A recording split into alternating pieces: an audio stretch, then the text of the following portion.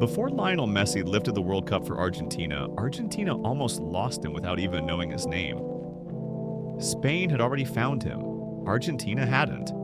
And the future of football came down to three ridiculous things: a VHS tape, a page torn from a phone book, and a match arranged almost entirely to stop Messi from becoming Spanish. But that is not even the strangest part. Because after Argentina finally gave him his senior debut, it lasted less than 1 minute. This is how the country that now worships Lionel Messi came dangerously close to letting him disappear. And the first obstacle was not Spain. It was his own body. Messi was destroying youth teams in Rosario, but he was far smaller than the other boys. At around 10 years old, doctors diagnosed him with a growth hormone deficiency. The treatment could help him grow normally, but it cost close to $1,000 every month. His family could not keep paying forever. Newell's old boys knew his talent. River Plate also watched him, but neither club was prepared to cover years of treatment. Before the goals, trophies, and World Cups, Argentina's biggest clubs looked at Lionel Messi and saw a financial risk.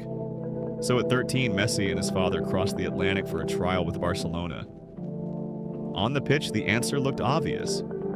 He was tiny and homesick, but once the ball reached his left foot, older academy players could not stop him. Off the pitch, Barcelona hesitated. Some directors believed he was too small. Weeks passed, and Messi's father prepared to leave. Then, on December 14, 2000, Carlos Rexach sat down at a tennis club without a contract ready. So he wrote the promise on a paper napkin. Barcelona would sign Lionel Messi, but the formal junior contract still took until March 2001. The club moved so slowly that director Joan Lacueva personally paid for Messi's first treatment injections before the paperwork was complete. Messi's club career had been saved by a napkin and one man's wallet. His international career was still in danger. While Messi developed inside Barcelona's academy, Spain could watch him every week. Argentina could not. Messi received no call, no training camp, and no place in the squad.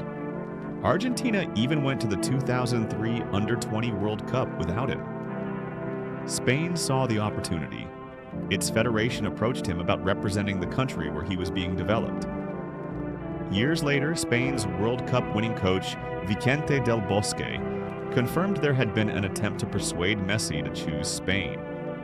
And this was not an impossible fantasy. Messi lived in Spain, played beside the core of its future golden generation, and would later receive Spanish citizenship. Argentina was close to giving Lionel Messi to the national team that would soon dominate world football. Then a forgotten VHS tape changed everything.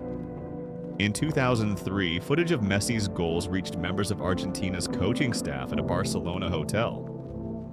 Around the same period, someone connected to Spain reportedly asked Argentine officials an embarrassing question. How did you leave the Barcelona kid at home? There was one problem. Argentina did not even know how to contact him. A FA official, Omar Sudo, searched a telephone directory for Messi's family in Rosario. He misunderstood Leo and began asking for someone named Leonardo Messi. He called one Messi after another until he finally reached the correct family. When Messi's father answered in Barcelona, the message was immediate. His son had been waiting for Argentina. Spain could offer familiar teammates and a clearer path into a team about to conquer Europe and the world. But Messi had always wanted the blue and white shirt. Now Argentina had to move quickly. On June 29, 2004, 17-year-old Messi entered an under-20 friendly against Paraguay. The match was arranged at least partly to put him in an Argentina shirt before Spain could change the story. Only a few hundred spectators were there. Messi began on the bench. Almost nobody knew they were witnessing the start of football history. They knew by the final whistle. Messi scored once, created 2 more goals, and Argentina won 8-0. 1 year later, the teenager Argentina had nearly forgotten became the best player at the Under-20 World Cup. Argentina lost its opening game with Messi starting on the bench. Once he entered the team, everything changed. Argentina eliminated Spain in the quarterfinals, the same nation that had tried to recruit him.